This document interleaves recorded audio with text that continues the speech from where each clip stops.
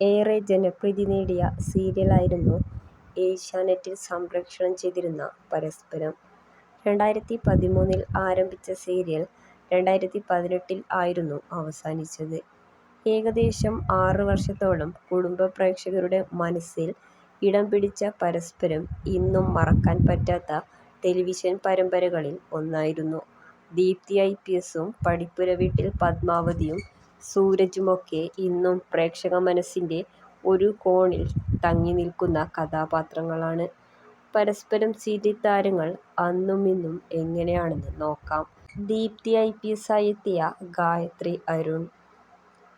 റോമ എന്ന കഥാപാത്രത്തെ അവതരിപ്പിച്ച ദിവ്യപ്രഭ. പടിപ്പുര വീട്ടിൽ പദ്മാവതി എന്ന ലീഡിംഗ് റോൾ അവതരിപ്പിച്ച രേഖ രതീഷ്. സൂരജ് എന്ന നായക കഥാപാത്രത്തെ അവതരിപ്പിച്ച വിവേക് ഗോപൻ.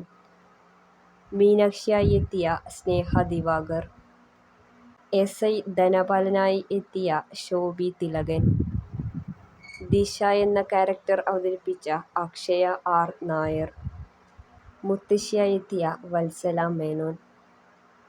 ദേവിക എന്ന കഥാപാത്രത്തെ അവതരിപ്പിച്ച ശോഭ മോഹൻ. ഋഷികേശ് ആയി എത്തിയ കൊല്ലം തുളസി.